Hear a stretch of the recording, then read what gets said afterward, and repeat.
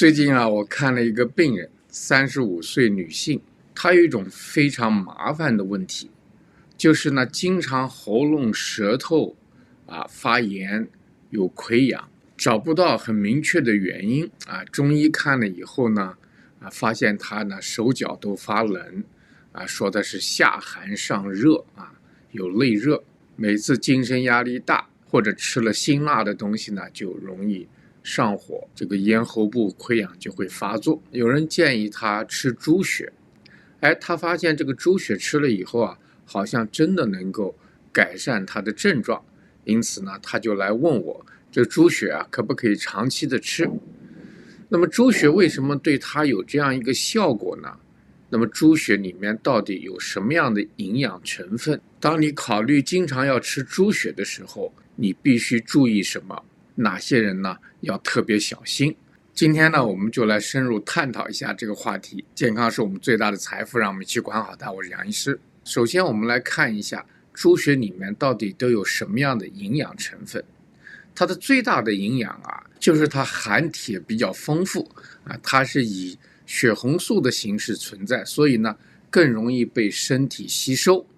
所以对于那些有缺铁性贫血的朋友呢，特别的有帮助。那么哪些人容易缺铁呢？3种人一个呢就是月经期的妇女，特别是经期出血量比较大的时候呢，容易出现缺铁性贫血。还有就是儿童，他们的饮食的局限或者是胃肠道不好，也容易造成缺铁。当然了，第3种容易缺铁的人呢，就是胃肠道有慢性的病变，包括肿瘤，各种各样原因造成的胃肠道出血也会造成缺铁性的贫血。所以适当的用猪血来补铁呢，是一个不错的办法。它的第2个好处就是蛋白质，它虽然不像纯肉蛋白质那么高，它还是含有非常丰富的蛋白质。这些蛋白质呢，它是有助于肌肉的生长和修复。血浆蛋白质呢，它会分解成各种各样的氨基酸，它对于维持我们身体的各种功能呢，也是非常重要的。另外，它含有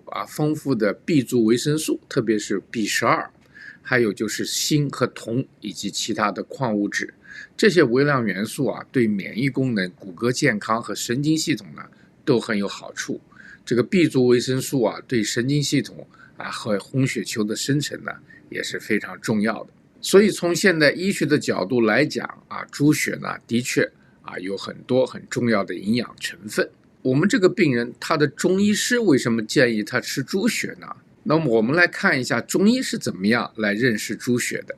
中医我讲过，它是一个能量医学，所以它考虑任何问题呢，它不是从它的生物化学营养角度来讲的，而是从它的能量特性来讲的。中医认为猪血它性味甘寒，能够清热去火，所以呢，它对内热或者燥热导致的咽喉肿痛、口湿生疮呢就有帮助。另外呢，血它是一个阴性物质所以呢，它对身体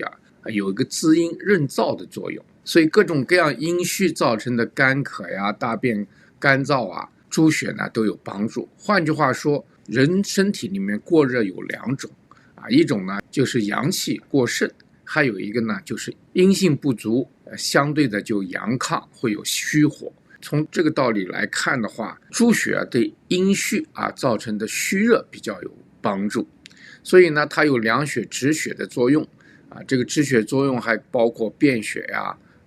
崩漏等等。猪血呢，当然它是一个食物，所以呢，它和其他的食材相配，比如说黑木耳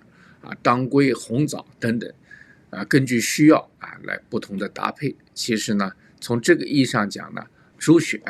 是个有价值的药膳成分之一。但是人们对猪血还是有一些迷思的比如说认为吃猪血可以帮助清理肺部的毒素其实呢它没有这个作用。它有可能通过它的营养物质改善我们的免疫功能增加我们的肺部的抵抗力这是可以理解的。它本身并没有直接清理肺部粉尘的作用。另外呢，我们身体排毒主要通过肝脏、肾脏、肠道、皮肤和呼吸系统，还有一些重金属像铅汞都是通过肝脏和肾脏来排出的。目前并没有证据说明这个猪血能够帮助排出重金属。因为肠道的蠕动啊，主要靠食物纤维啊来帮助完成的。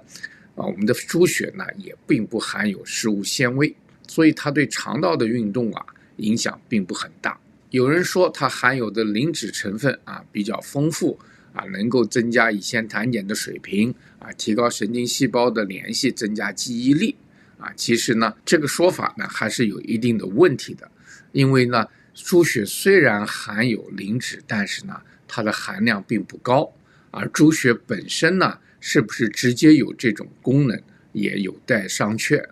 这个磷脂和乙酰胆碱啊，它对我们的神经传递和大脑啊非常重要。含有磷脂最丰富的食物啊是鸡蛋、肝脏、鱼类、豆类和坚果啊，这些食物里面的磷脂含量呢都比猪血要高啊，所以呢说它有助于防治老年痴呆呢，这个说法可能有点夸张。那么在选择猪血的时候啊，我们需要注意什么？首先就是剂量不能太大，最好保持在50到100克之间，因为它已经含有20-30毫克的铁，每天的量不能太多，多呢造成铁中毒。另外一个呢就是猪血的来源啊，特别是现在的猪啊，它用